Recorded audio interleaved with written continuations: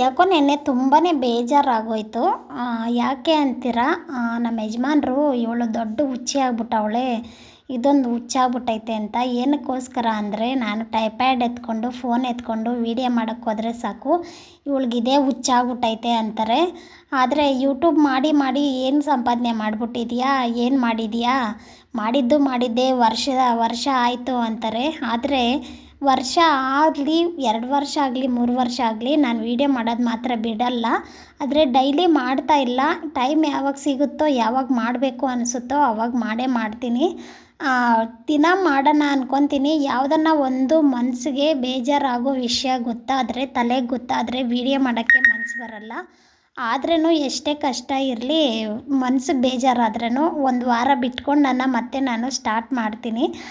ಇಷ್ಟೆಲ್ಲ ಕಷ್ಟಪಟ್ಟು ಅಡುಗೆ ಮಾಡ್ಕೊಂಡಾಗಲಿ, ಕೆಲಸ ಮಾಡ್ಕೊಂಡಾಗಲಿ, ಇಷ್ಟು ಕಷ್ಟಪಟ್ಟು ವೀಡಿಯೋ ಮಾಡ್ತೀರಿ. ಆದರೆ ಬೇರೆಯವ್ರಿಗೆಲ್ಲ, ಎಂಥವ್ರಿಗೆಲ್ಲ ಸುಮ್ಮನೆ ಬಂದು ನಿಂತ್ಕೊಂಡು ಡ್ಯಾನ್ಸ್ ಆಗಲಿ, ಫೋಸ್ ಆಗಲಿ ಕೊಟ್ಬಿಟ್ರೆ ಸಾಕು, ವ್ಯೂಸು, ಸಬ್ಸ್ಕ್ರೈಬರು, ಲೈಕ್ಸು ಕೊಟ್ಬಿಡ್ತಾರೆ. ಆದರೆ ನಮ್ಮ ಹೌಸ್ ವೈಫುಗಳೇ ಇಷ್ಟು ಕಷ್ಟಪಟ್ಕೊಂಡೇ ವೀಡಿಯೋ ಮಾಡೋರಿರಲ್ಲ. ನಾವೇ ವೀಡಿಯೋ ಮಾಡಿಕೊಂಡು, ನಾವೇ ಎಡಿಟ್ ಮಾಡಿಕೊಂಡು ಅಪ್ಲೋಡ್ ಮಾಡ್ತೀರಿ.